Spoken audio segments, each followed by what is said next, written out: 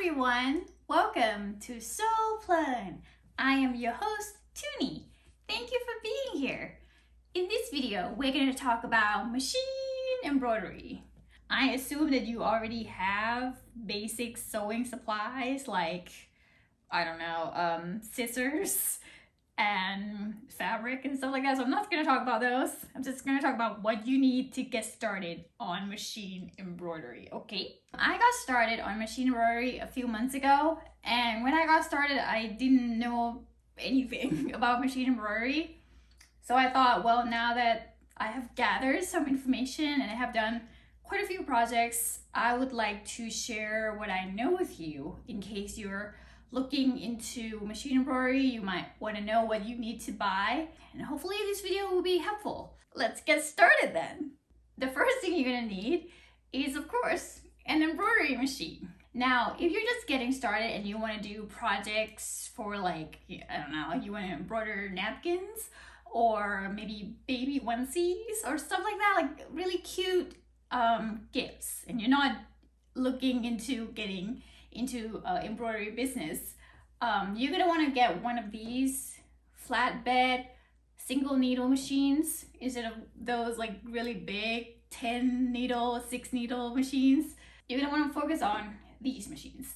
And for this type of machine, there are two categories that you could pick from. This machine is an embroidery only machine. So it looks sort of like a sewing machine except for this embroidery attachment, but it can only do embroidery. Like you cannot sew on it. It doesn't come with a foot pedal, doesn't come with sewing features, okay?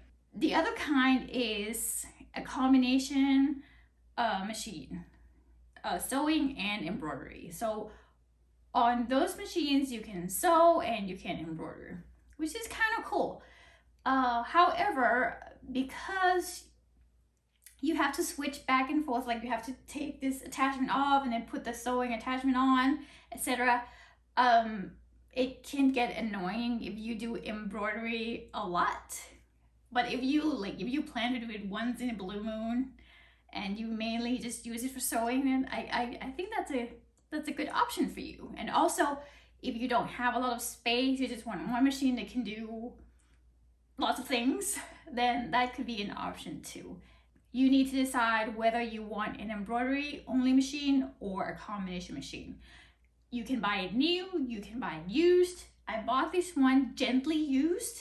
I already had a sewing machine, I didn't need another one, and this one had the perfect hoop size, what I would use it for, so I thought, oh, I will get it. Do some research. There are tons of options online. You can go to your local sewing machine dealer. I think the cheapest embroidery machine in the market is probably around $300 to $400.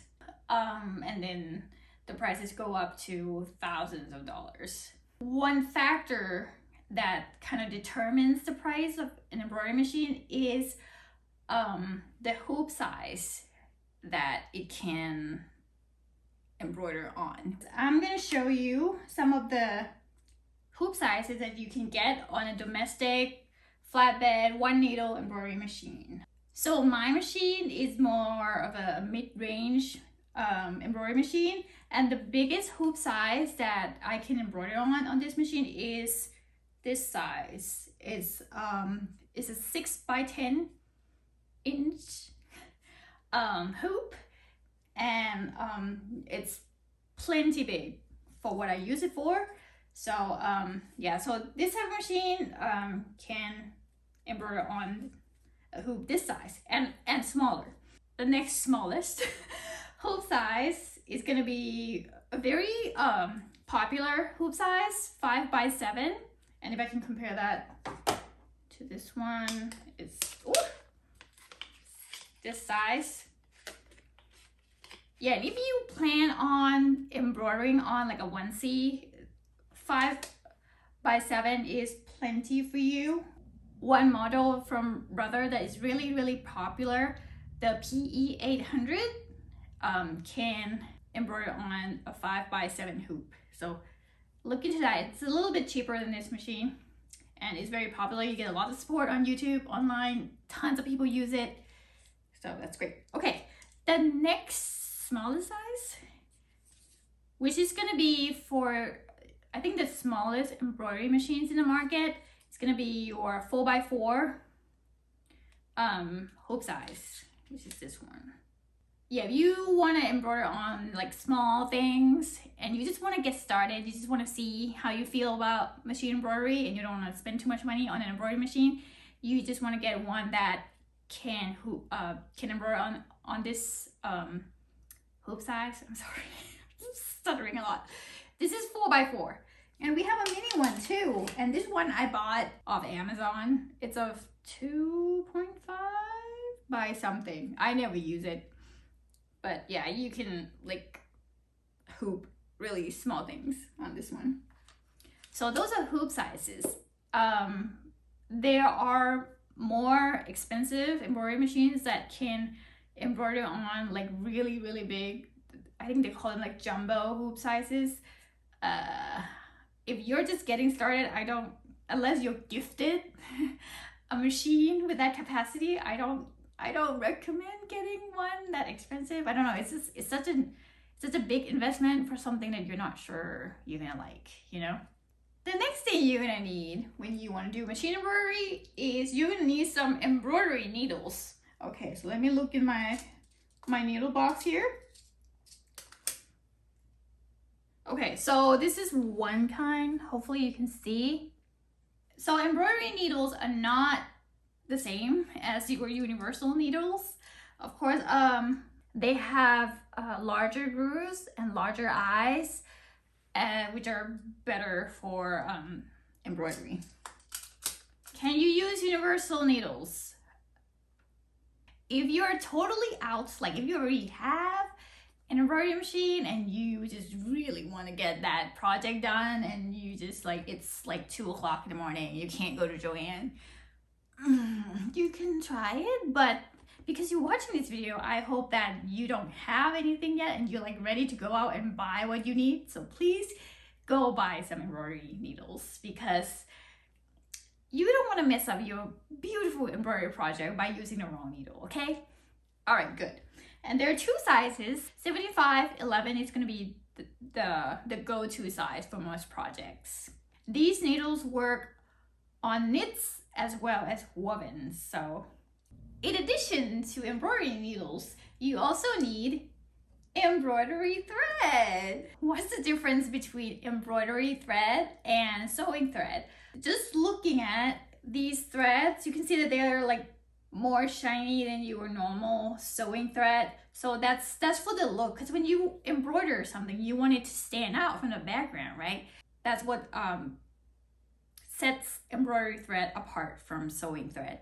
Most embroidery thread that you're going to use is going to be 40 weight embroidery thread. There are two main types. You have polyester thread and rayon thread. When you get started, I recommend getting polyester thread. Polyester thread is going to be good for most embroidery projects.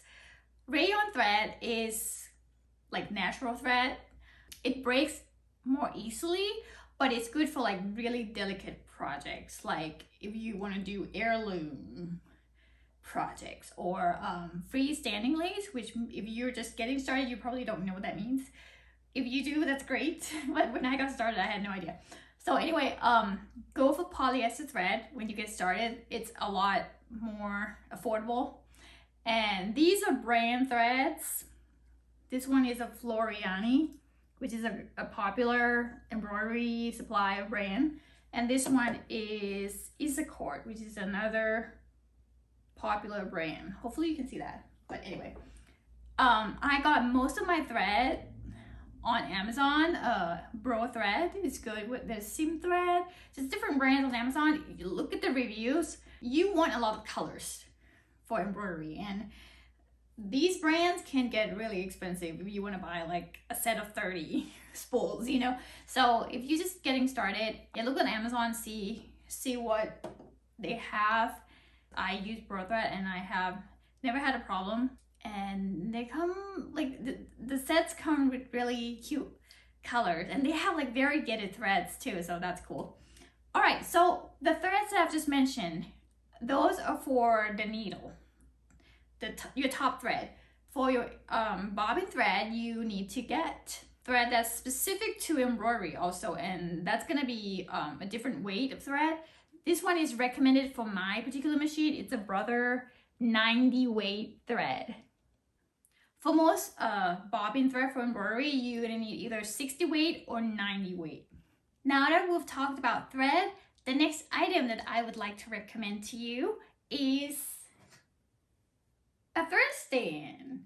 So from my experience, when I got this machine, it didn't come with a thread stand, and I encountered some like thread jamming, thread breaking issues, and I thought it was the thread.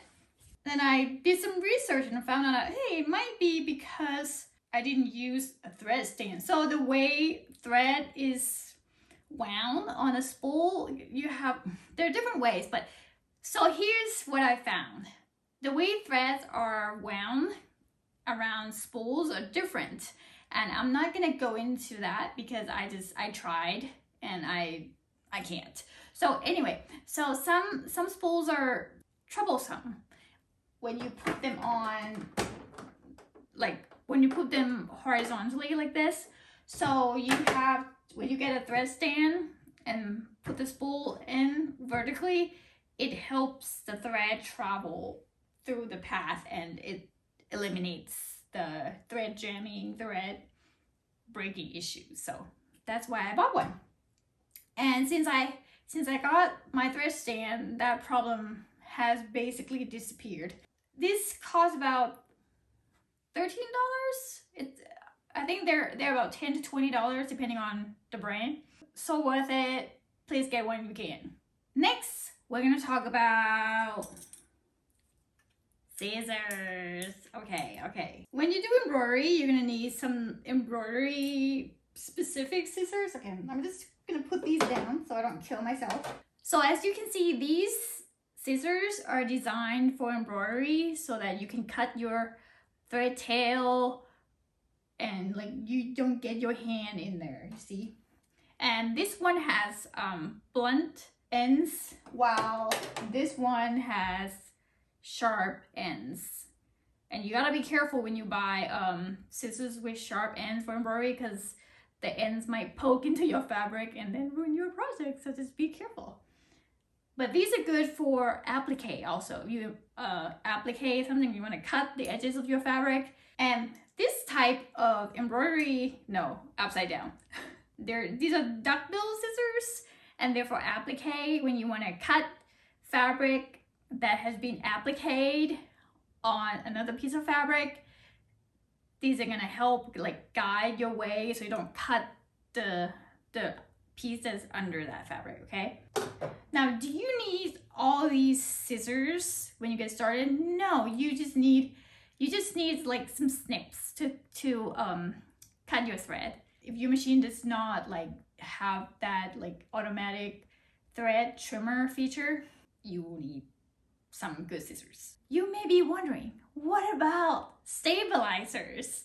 Personally, I haven't used that many types of stabilizers, but I'm gonna say that you're gonna need to get some stabilizers, because you cannot just hoop a piece of fabric and then embroider on it, because it's going to pucker like crazy. So what type of stabilizer should you get?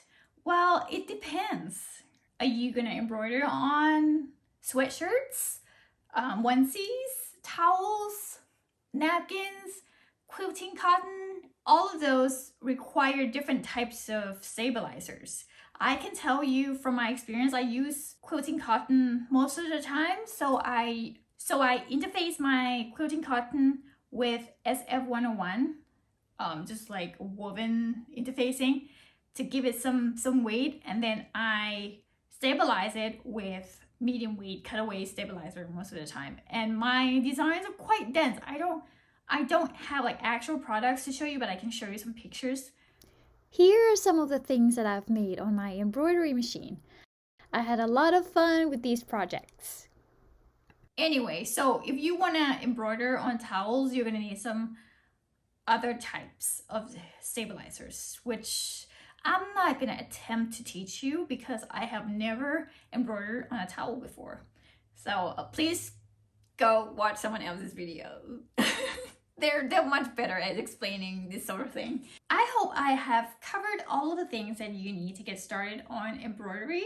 If I missed anything, please let me know in the comment section. I hope that helped you, and embroidery is so much fun. It is a lot easier than you think, than I thought anyway when I got started.